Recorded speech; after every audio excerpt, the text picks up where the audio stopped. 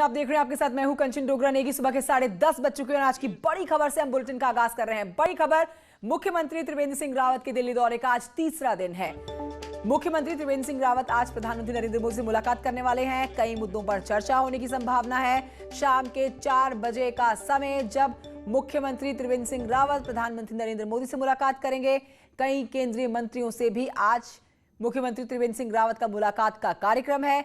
11 बजे नितिन गडकरी, 1 बजे पीयूष गोयल, 3:30 बजे राजनाथ सिंह, शाम के 5 बजे प्रकाश जावड़ेकर के साथ मुलाकात करने वाले हैं त्रिवेंद्र सिंह रावत। कल बता दें आपको, दूसरे दिन दिल्ली के दौरे का जब गृह मंत्री अमित शाह से मुलाकात की थी।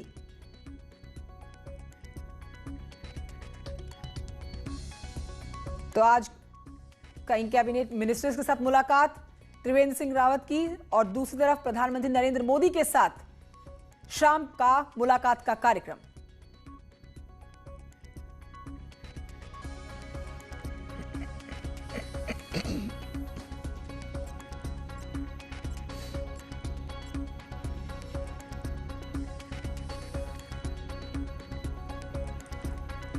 मुख्यमंत्री त्रिवेंद्र सिंह रावत आज केंद्रीय मंत्री गजेंद्र सिंह शेखावत से मिलने उनके आवास पहुंचे। उनकी मुलाकात हुई। अब सोर्सेस ये बता रहे हैं कि इस मुलाकात के दौरान जल परियोजनाओं को लेकर चर्चा हुई है। बैठक में नमामि गंगे, सूख रहे नदियों और जल स्रोत को पुनर्जीवित करना, जल शक्ति मिशन, सीवरेज सिस्टम को दुरुस्त करने को लेकर चर्चा हुई है। तो कई मुद्दों को लेकर आज चर्चा की गई गजेंद्र सिंह शेखावत से। मुख्यमंत्री त्रिवेंद्र सिंह रावत के द्वारा उत्तराखंड में केंद्र और प्रदेश सरकार की कई जल परियोजनाओं पर जो परियोजनाएं चल रही हैं उस पर चर्चा भी की गई है। अनिल मेरे सहयोगी और जानकारी के साथ इस खबर पर मौजूद हैं। अनिल, एक तरफ शाम को ये बड़ी मुलाकात है प्रधानमंत्री नरेंद्र मोदी के साथ मुख्यमंत्री त्रिवेंद्र सिंह रावत की, और गजेंद्र सिंह शेखावत के साथ जो मुलाकात कर चुके हैं उस पर सबसे पहले बताइए कि किन किन मुद्दों पर चर्चा की गई है।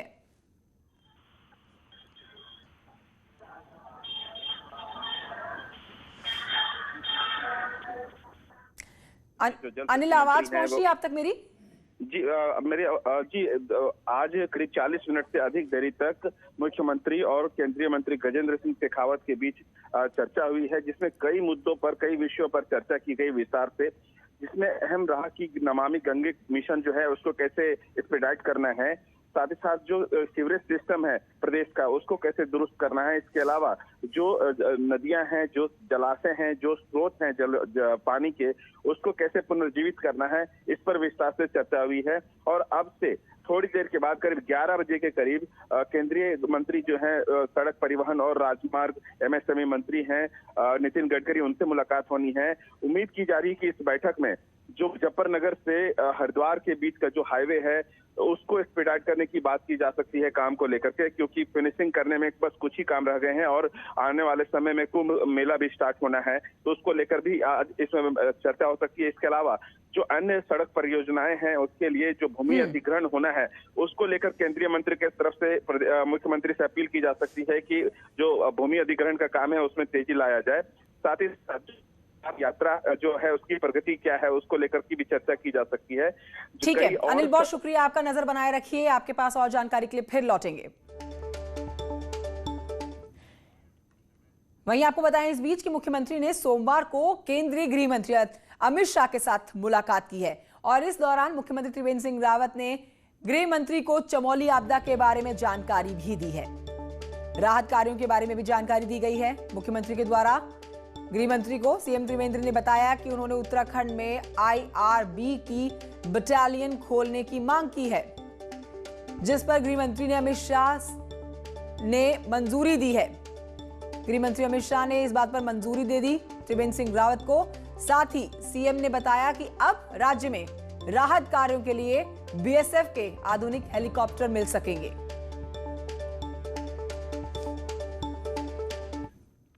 आज की बड़ी खबर, दिल्ली दौरे पर मुख्यमंत्री त्रिवेंद्र सिंह रावत सोमवार को केंद्रीय आईटी मिनिस्टर रविशंकर प्रसाद से मिले, जिसके बाद एक बड़ा ऐलान किया गया। उत्तराखंड के 12,000 गांव सीधे इंटरनेट से जोड़े जाएंगे। भारत नेट 2.0 को केंद्र सरकार ने मंजूरी दे दी है और इसके जरिए गांव-गांव तक अब इंटरनेट कनेक्शन पहुंचाया जाएगा। मुख्यमंत्री और रविशंकर प्रसाद के बीच बॉर्डर एरिया में कनेक्टिविटी मजबूत करने पर बातचीत हुई। इस दौरान सीएम त्रिवेंद्र ने रविशंकर प्रसाद को उत्तराखंड के हस्तशिल्प भेंट किए।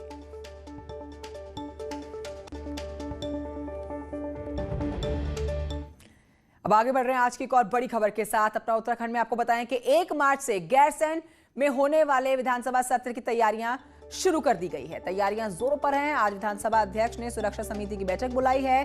11:30 बजे होने वाली इस बैठक में मुख्य सचिव समेत 36 विभागों के अधिकारी मौजूद रहेंगे।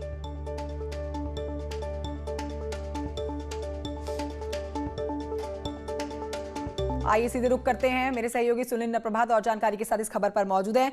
सुनील नप्रभात, 1 मार्च से गैरसैंण में होने वाले विधानसभा सत्र की तैयारियां शुरू हो चुकी है। लगभग तैयारियां पूरी भी होने जा रही होंगी क्योंकि बहुत ही थोड़ा सा समय बचा है, 1 तारीख नजदीक है।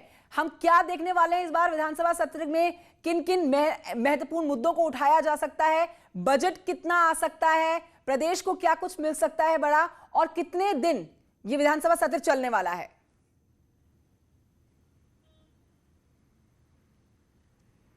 देखिए कंचन, जो निर्धारित किया गया है 1 मार्च से 10 मार्च तक गैरसैंण में बजट सत्र होगा और ये ध्यान देने योग्य बात है कि मार्च में ये बजट सत्र होने जा रहा है करीब 1 साल के बाद, क्योंकि पिछला जो बजट सत्र हुआ था वो भी गैरसैंण में हुआ था, मार्च में ही हुआ था और तब बजट सत्र के दौरान जमकर बर्फबारी भी हुई थी क्योंकि ये हाई एल्टीट्यूड वाला एरिया है गैरसैंण। इसी के मद्देनज़र जो आज मीटिंग होने जा रही है गैरसैंण में सुरक्षा व्यवस्थाओं को लेकर, तमाम जो अन्य इंतजामात हैं उसको लेकर विधानसभा अध्यक्ष आज मीटिंग करने वाले हैं। इसमें चीफ सेक्रेटरी रहेंगे, राज्य के डीजीपी रहेंगे और तमाम जो डिपार्टमेंट्स हैं उनके चीफ ऑफिसर्स इसमें रहेंगे, चाहे वो गृह विभाग की बात हो या अन्य जो डिपार्टमेंट्स हैं। इसमें व्यवस्थाओं का आंकलन किया जाएगा कि किस तरह से परिस्थितियों का सामना गैरसैंण में करना पड़ेगा, क्या कुछ व्यवस्थाएँ वहाँ पर होंगी जो सुचारू रूप से जो बजट सत्र है, चूँकि महत्वपूर्ण सत्र है तो इसलिए बजट सत्र शांतिपूर्वक संचालित हो सके, बिना किसी बाधाओं के संचालित हो सके, उसको लेके आज एक रोड मैप इस मीटिंग में तैयार किया जाएगा। जहां तक बजट की बात है कंचन, करीब 58,000 करोड़ के आसपास का एक बजट बताया जा रहा है जो इस बजट सत्र में पेश होगा। और इस चूंकि चुनाव नज़दीक है, इसको हम एक चुनावी बजट भी कह सकते हैं, तो इसको लेकर उत्तराखंड की जनता को बहुत सारी उम्मीदें हैं कि जब ये बजट पेश होगा तो उसमें बहुत सारी वो चीज़ें होंगी जो आम जनता से जुड़ी हुई हैं। उसकी उम्मीदों को पूरा करने वाला ये बजट हम कह सकते हैं कि लोगों की इससे बेहद उम्मीदें हैं। जी सुनील नप्रभात, शुक्रिया आपका। विधानसभा सत्र की तैयारियों पर नजर बनाए रखिए। आगे की जानकारी के लिए आपके पास फिर लौटेंगे।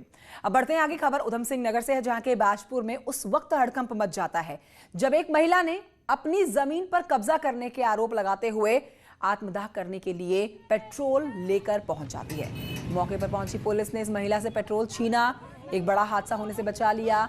पुलिस कहती है कि इस मामले की जांच की जा रही है और उचित कार्रवाई की जाएगी।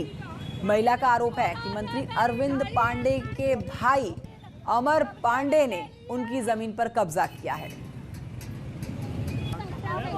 मंत्री के भाई ने अमर पांडे को मैं जानती नहीं थी, एक डवाज अजय डवाज है जिन्होंने मुझे कहा कि 1 एकड़ जमीन 3 साल के लिए इन्होंने मुझसे 30 साल के लिए और 50 साल के लिए लिखवा ली है और 2.5 एकड़ मेरे पास जमीन थी और सारी की सारी इन्होंने लिखवा ली है। महिला द्वारा बताया गया ये बिचपुरी केलाखेड़ा की रहने वाली है और इनका किन्हीं लोगों के साथ कुछ ज़मीन संबंधित विवाद चल रहा है, तो इसके उसमें इन्होंने मिट्टी तेल डालने की प्रयास किया।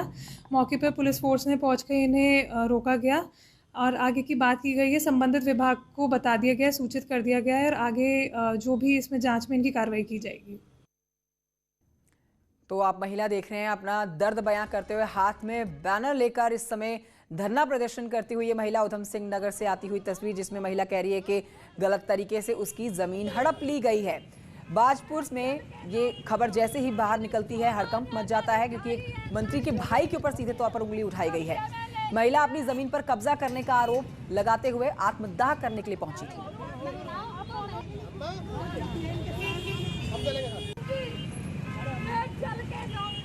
अब बढ़ते हैं आगे। अपना उत्तराखंड में खबर चंपावत जिले से, जहां पर भारत नेपाल बॉर्डर पर सुरक्षा को देखते हुए 2 पुलिस चौकियां खुलने जा रही हैं। इन चौकियों को टनकपुर, जौलजीवी मार्ग, चुका और पंचेश्वर घाट पर स्थापित किया जाएगा। इसे लेकर शासन को प्रस्ताव भेजा गया है और जल्द ही ये पुलिस चौकियां अस्तित्व में आ जाएंगी। वो जो घर है वो बंद करके चले गए। जनपद चंपावत में भारत नेपाल सीमा पर जो टनकपुर जोजीबी मार्ग है, उस मार्ग पर 2 चौकियां जो है प्रस्तावित की गई हैं। ये 2 चौकियां पंचेश्वर घाट और चूका में प्रस्तावित की गई हैं। इनका शासन से जैसे ही स्वीकृति प्रदान होगी, लैंड ट्रांसफर की जाएगी और उसके बाद जो है इनका निर्माण कार्य भी प्रारंभ होगा। अब बढ़ते हैं आगे। हरिद्वार में कुंभ मेले की भव्य तैयारियां जो हो रही है उसकी तस्वीरें आपको दिखाते हैं और आपको बताते हैं कि आम लोगों के साथ साथ खास और साधु संत भी तैयारियों में जुटे हुए हैं। कुंभ मेले में जल्द ही धर्म ध्वजाएं स्थापित होने वाली हैं। क्या होती है धर्म ध्वजा और क्या है इसका महत्व, देखिए इस रिपोर्ट में।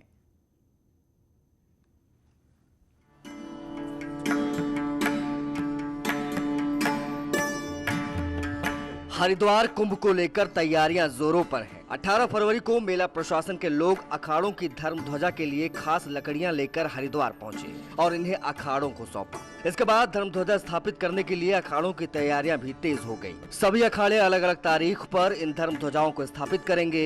धर्म ध्वजा स्थापित होने के बाद ही अखाड़ों के मांगलिक कार्य शुरू होते हैं। लेकिन एडमिनिस्ट्रेशन के लिए धर्म ध्वजा एक लॉजिस्टिक चैलेंज भी होता है, क्योंकि इसमें एक तो सही पेड़ों के चयन के लिए थोड़ा फॉरेस्ट के अंदर जाना पड़ता है, साथ ही साथ फॉरेस्ट डिपार्टमेंट से टैप करना पड़ता है, इसका छपान होता है, कटान होता है, इसकी रॉयल्टीज़ दी जाती हैं और इनके ट्रांसपोर्टेशन भी एक बड़ा चैलेंज हमारे लिए होता है।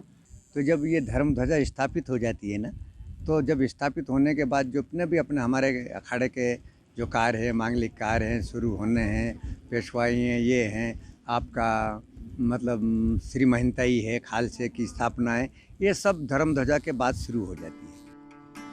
धर्म ध्वजा के लिए विशेष कपड़ा प्रयागराज से मंगाया जा रहा है और वरिष्ठ संतों की देखरेख में खास कारीगर इन्हें तैयार करेंगे। निरंजनी अखाड़े की धर्म ध्वजा 27 फरवरी को स्थापित की जाएगी। नहीं, असल में ऐसा है कि हमारा जो इलाहाबाद का मेला है, प्रयागराज का मेला, वहाँ हमारे एक्सपोर्ट साइज के जो वो बनाते हैं, तो वहाँ से ही हमने बनाया हुआ है और हर मेले में इलाहाबाद से ही बनाया जाता है। इसकी क्या हमारा 27 फरवरी को जो है धर्म ध्वजा लगाई जाएगी। एक बीच में निशान होता है, उसमें हमारी चौहद्दी की सीमाएं तय की जाती हैं कि 52 हाथ पे हम रहेंगे। 52 हाथ पर जैसे दशराम को 4 जगह बांटा गया है। इन धर्म ध्वजाओं को एक विशेष दूरी पर स्थापित किया जाता है। कुंभ आस्था और संस्कृति का एक अनूठा संगम होता है। जैसे जैसे कुंभ मेला आगे बढ़ेगा, सनातन धर्म की खास परंपराएं भी देखने को मिलेंगी। हरिद्वार से न्यूज़ 18 के लिए पुलकित शुक्ला की रिपोर्ट।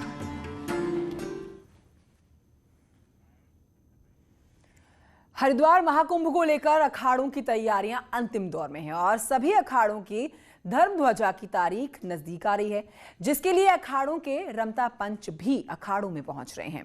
निरंजनी अखाड़े के रमता पंच 25 फरवरी को पहुंचेंगे और इसे लेकर अखाड़े की तरफ से छावनी का निरीक्षण किया गया। 3 मार्च को निरंजनी अखाड़े की पेशवाई निकलेगी और इस पेशवाई में अखाड़े के हजारों नागा सन्यासी और 50 से ज्यादा महामंडलेश्वर शिरकत करेंगे। इस बार पेशवाई पर हेलीकॉप्टर और ड्रोन से फूल बरसाए जाएंगे।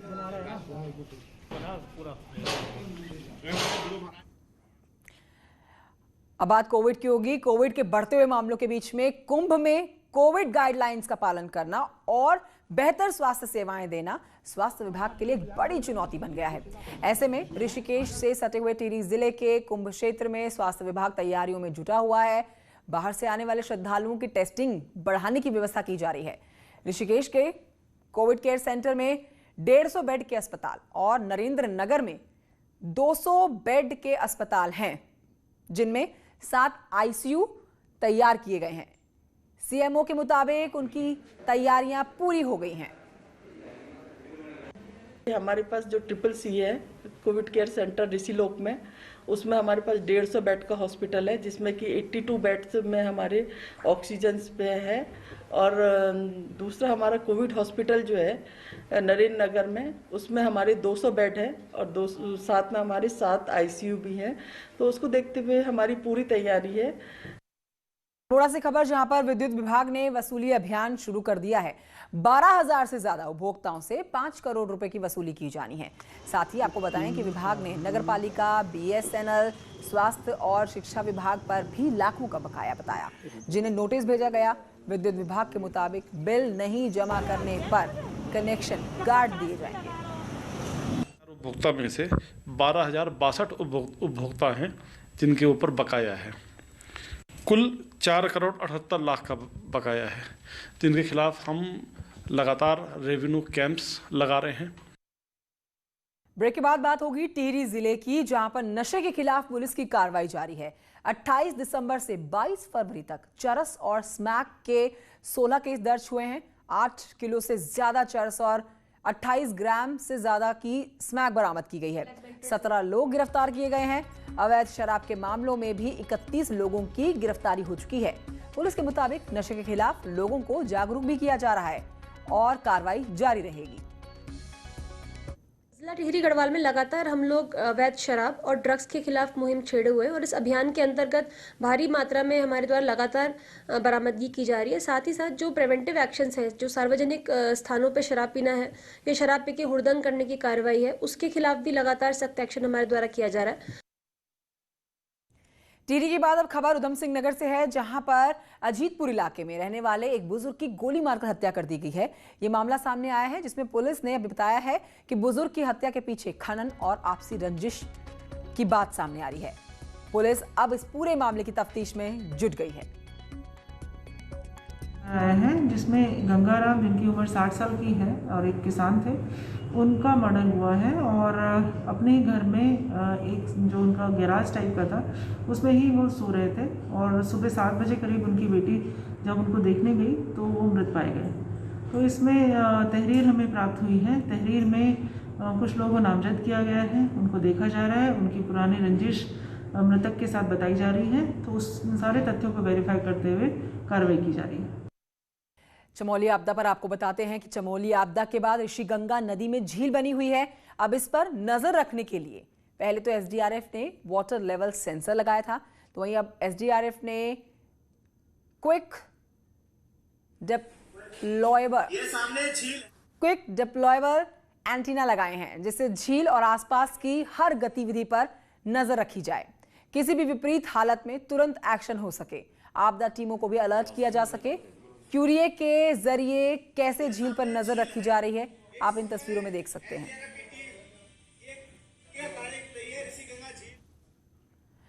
चमोली आपदा के बाद एक बार फिर से ग्लेशियर्स की चर्चा होनी शुरू हो गई है। अब ब्लैक कार्बन का स्तर भी हिमालय में लगातार बढ़ रहा है, जो ग्लेशियर्स को पिघलाकर भारी तबाही ला सकता है।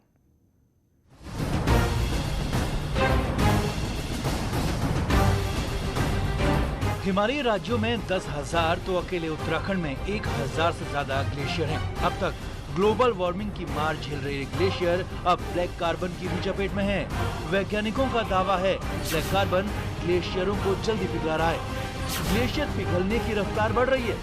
सतोपंत ग्लेशियर पर इसका सीधा असर हो रहा है। 2011 में यहाँ ब्लैक कार्बन 190 नैनोग्राम था।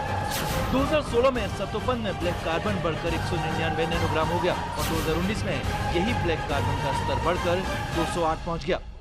अब ब्लैक कार्बन का ये बढ़ता स्तर ग्लेशियरों के लिए तो घातक है, साथ ही हिमालयी आबादी के लिए भी सबसे बड़ा खतरा है। ब्लैक कार्बन के होने से ग्लेशियर का जो है पिघलने की दर, एबिलेशन जिसको हम कहेंगे, चाहे वो वॉल्यूम में हो, चाहे लेंथ में है, चाहे लेंथ और विड्थ में हो, तो टोटल वॉल्यूम में जो है उसका रिडक्शन होगा। जंगल की आग इसकी सबसे बड़ी वजह है। कार्बन डाइऑक्साइड बर्फ के साथ चिपककर ब्लैक कार्बन बना रही है और अब इसकी गहरी निगरानी जरूरी है। जो सबसे महत्वपूर्ण चीज है कि हमारे पास मॉनिटरिंग का ठोस सिस्टम हो। AWS हो हर बेसिन में, हमारे पास अर्ली वार्निंग सिस्टम हो, तो चाहे ग्लेशियर के बारे में है या उनसे जनित जो हैजर्ड हैं, उनसे जनित जो डिजास्टर हो रहे हैं, उसके बारे में हमें समय पर सूचना मिले, हम अपनी जनधन की हानि को बचा सकें। जंगल की आग के अलावा गाड़ियों का धुआं, जनरेटर, फैक्ट्रियों के धुएं का भी असर ग्लेशियरों पर पड़ रहा है, जो ब्लैक कार्बन बनकर हिमालय की सेहत बिगाड़ रहा है। और आगे भी ये ग्लेशियर ऐसे ही पिघले तो हिमालयी इलाकों में भारी तबाही कभी भी आ सकती है। सुनील नवप्रभात, न्यूज़ 18 देहरादून।